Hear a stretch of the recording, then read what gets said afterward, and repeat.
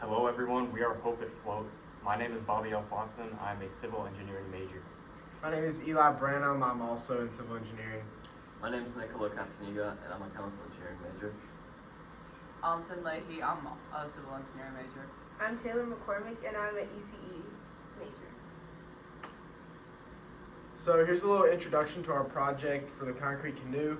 I'm not going to hit on all of the restrictions and requirements for our project, but I do want to hit on the main three, which is the dimensions. It has to fit inside a box that's 18 inches long, 6 inches wide, and 5 inches tall.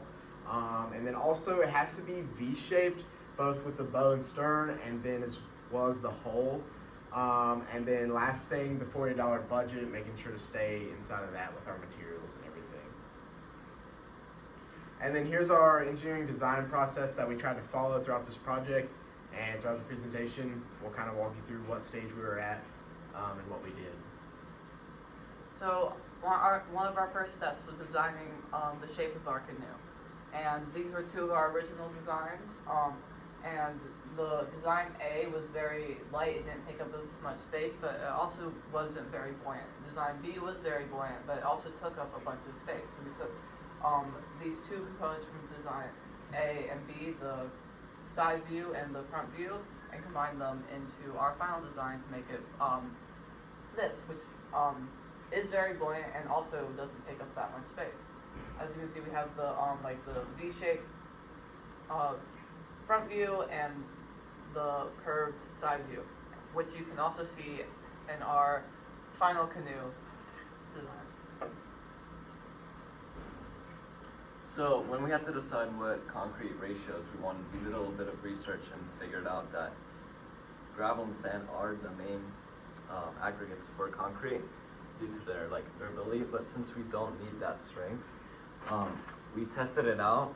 It's very strong and durable, but it's really heavy. So we decided to go with clay ball aggregates, and then we found out that they're too big of a volume that they stick out on our design. So we chose to crush them up and mix them with perlite to create a light and very smooth design so that it can flow. When it was time to create the mold, we took cross sections from our CAD models and cut up foam and sanded it down so that we could form the mold we wanted, and poured concrete on top with plastic utensils, and it worked. There were some slight difficulties, like some water being drained down, which caused sides to be thicker than the top. And then we just fixed that with some extra rebrushing of cement mixture on top, and that's done. There were some holes that we had to patch up as well, but overall it went smoothly. Okay, so after our canoe was dry, we decided to test it at Lake Raleigh.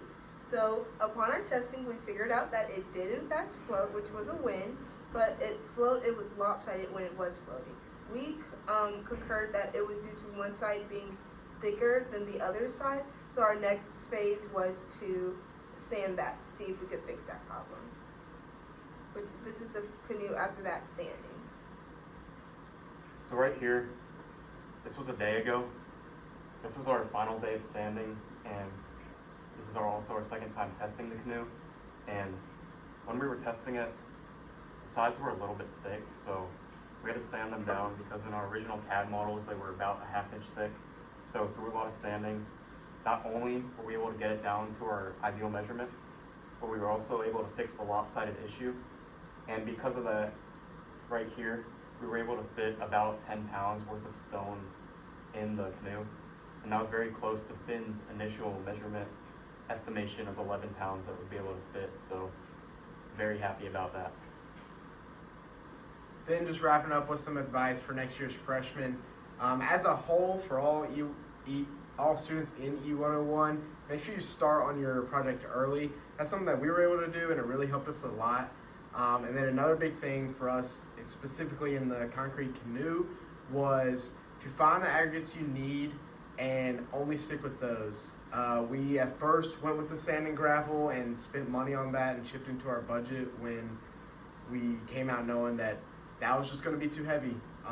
And so make sure you find good aggregates and only stick with those. Thanks for watching Thank our you. Thank you, presentation. everybody. Thank you.